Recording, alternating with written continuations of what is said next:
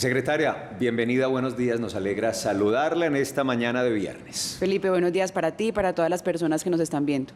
¿Cómo están las cifras de embarazo adolescente que hoy preocupan en Antioquia, a pesar de todos los esfuerzos que se están haciendo, no solo desde el gobierno, sino desde otras organizaciones para prevenir ese embarazo, especialmente en niñas o adolescentes menores de 14 años de edad? La preocupación es enorme, tanto a nivel nacional como en Antioquia. Los datos en Antioquia en 2021 nos muestran que hubo 623 casos de embarazos de niñas entre 10 y 14 años. Y quiero que hagamos el esfuerzo por entender embarazo / violencias sexuales, claro, porque todos los casos de embarazos en estas edades implican que fueron un abuso sexual. Claro. Ante ese panorama hay otra situación que quiero explicarles, voy a tratar de ser muy pedagógica, y es que de los 623 casos de embarazo en adolescentes, solo 155 fueron reportados como abusos sexuales. Y 468 no fueron reportados. Esto implica muchas cosas. Primero, que quizá hay una naturalización muy grande de este fenómeno tan crítico, tan complejo, con consecuencias tan nefastas tanto para la salud física como para la salud mental de las niñas. También quizá hay un problema en el reporte de las instituciones competentes.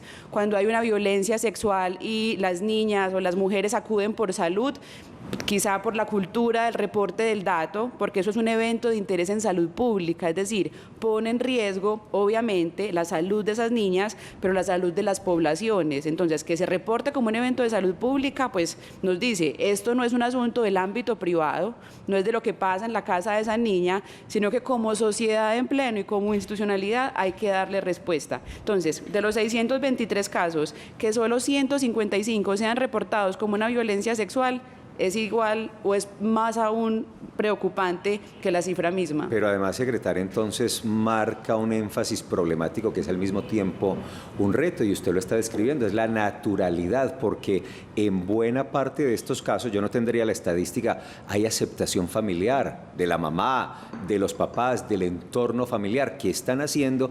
Porque entonces aquí lo que toca es trastocar, cambiar una cultura que, porque sea una tradición, no es una cultura acertada y asertiva.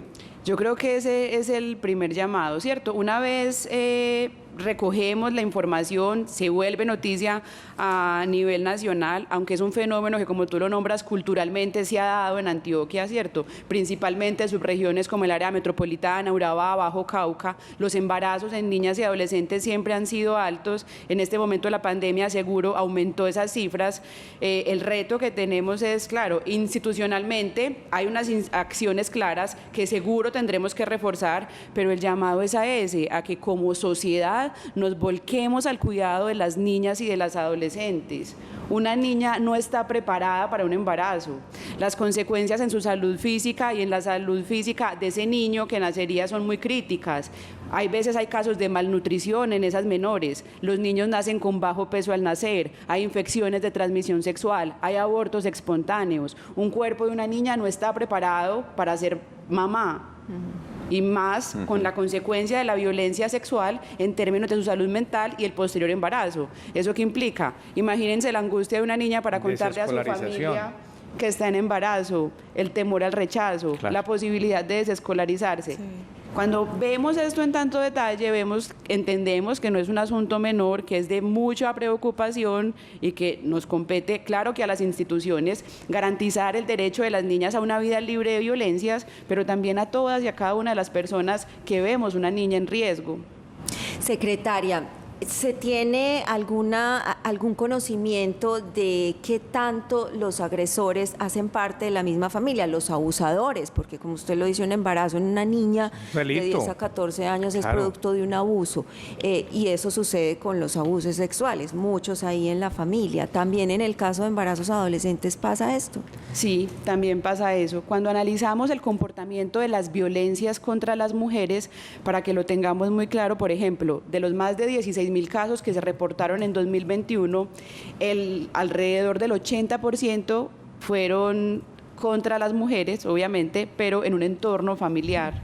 ¿cierto? O por su pareja o por su expareja. Y en el caso de los delitos sexuales también ocurre lo mismo, ¿cierto? Hay un vínculo ahí muy dañino en términos tanto de las relaciones de pareja o del círculo familiar. Y también el llamado, que siempre soy muy reiterativa en eso, es que debemos procurar que esos entornos familiares, que los hogares sean seguros, tanto para las niñas como para las mujeres.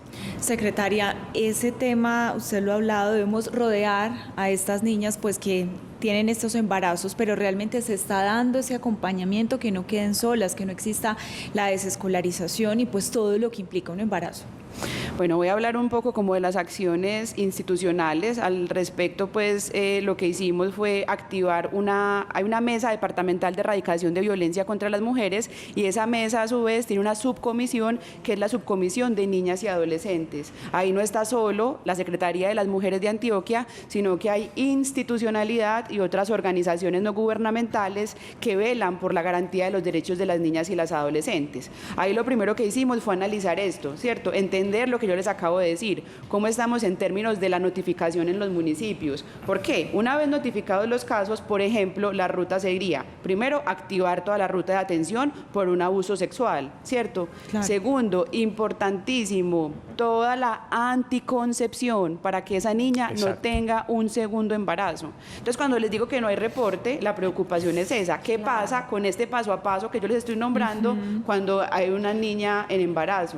Tercero, entre esas opciones de anticoncepción también está, por una sentencia de la Corte Constitucional, la interrupción voluntaria del embarazo, porque es inaudito someter a una niña de 10, de 12 años, de 14 años a un embarazo.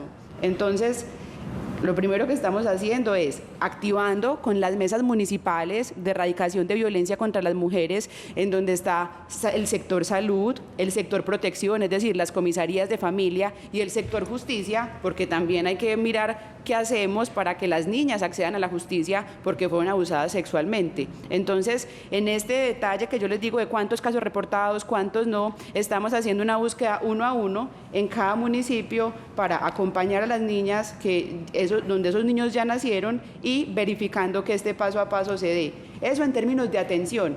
Y yo sé que también tengo que hablar de prevención, pero la atención en este caso es fundamental. Exacto. Porque nos da mucha claridad en términos de las acciones institucionales que venimos adelantando desde el sector salud y desde el sector mujeres, pero también hay otros sectores a los que hay que reforzar acciones, como por ejemplo las comisarías de familia.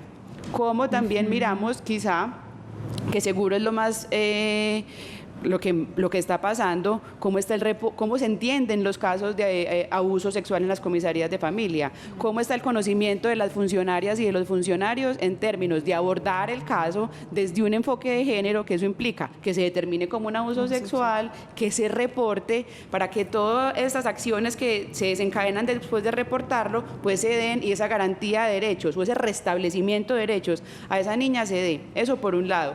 Y por otro lado, las acciones de pedagogía y educación, primero desde las escuelas y los colegios, ¿cierto? Entonces hay un proyecto educativo institucional que tiene una cátedra en salud sexual y salud reproductiva. Hay que seguir incansablemente nombrando que hay que hablar de derechos sexuales y derechos reproductivos de una forma clara, cercana, sin tabúes, porque esto nos está mostrando claramente que hay que hacerlo, ¿cierto? Pero no ha funcionado, o sea, qué pena con usted, no han funcionado esas cátedras. 623 casos en Antioquia. ¿De estos tienen algún registro de cuántos nacieron de estos? Y otra cosa, el subregistro, porque estas niñas violadas de 10 a 14 años, la ruralidad, usted habla claro, en los pueblos hay comisaría de familias, pero ¿qué pasa con las muchachas en los campos que los papás las esconden, que las guardan, que son frutos de violencia por grupos armados? ¿Se tiene un dato de eso también? Justamente los 623 casos fue las bases de datos que cruzamos con los nacidos vivos, es decir, 123 fueron los nacidos vivos.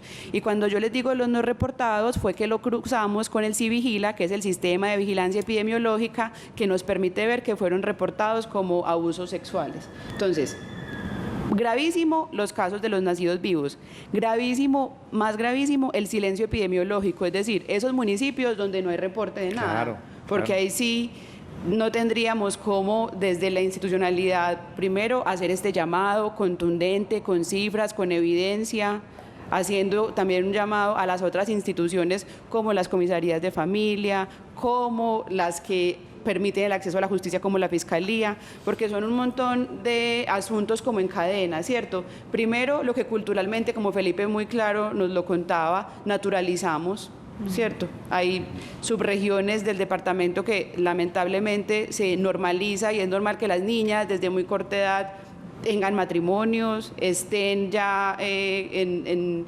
situaciones de máxima vulnerabilidad también por microtráfico, todo lo que conlleva el consumo de sustancias psicoactivas para que esas vulnerabilidades se crucen y sean niñas más propensas a estos riesgos, por un lado. Entonces, está ese ámbito de lo local, de lo familiar, que es un desafío y que hay que comenzar, creemos nosotras, por hablar así claramente de este asunto y hacer un llamado a que todas y todos nos involucremos. Segundo, ya esas instituciones que tienen que estar pendientes y cómo institucionalmente también hacemos un esfuerzo para que no nos sigan preguntando eso. ¿Y qué hacemos que es que no funciona? Eso ya no funciona, ¿cierto? Ya evidentemente hemos visto que este tema está hace mucho tiempo presente en esas subregiones, que llega la pandemia y nos devuelve quizá un montón de años atrás porque estuvimos expuestas mucho tiempo. Además, por supuesto, como advertimos, con un altísimo subregistro del que usted seguramente es consciente.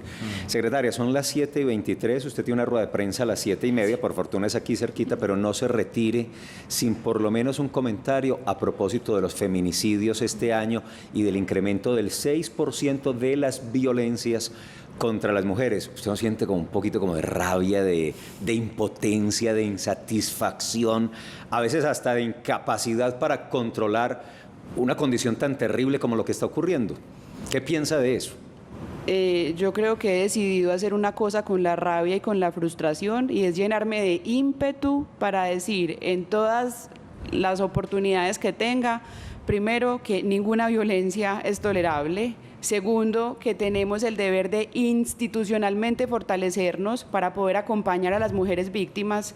Tercero, hablar de los mecanismos que creamos en la Secretaría de las Mujeres de Antioquia, la línea 123 Mujer Metropolitana, que está 24 horas, los 7 días de la semana, atendiendo esas emergencias en mujeres.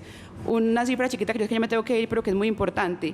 Imagínense que en el 2021 fueron 161 mujeres asesinadas en Antioquia. Y en la línea 123 Mujer Metropolitana atendimos más de 280 casos de alto riesgo de feminicidio. Es decir, que si no tuviéramos una línea como esta o un mecanismo como los hogares de protección, la cifra todavía fuera, Felipe, aún más frustrante, más desoladora y más agobiante para mí y pues para las mujeres del departamento. Para todos, secretaria. Así es que no naturalizar, denunciar y legitimar, es decir, que los gobiernos que llegan mantengan esta apuesta por la atención de las violencias contra las mujeres, porque definitivamente ya mostramos que salvan vidas. 7:25, secretaria. Vaya tranquila que tiene su compromiso. Gracias, mil gracias por atendernos y anticipar en Consejo de Redacción.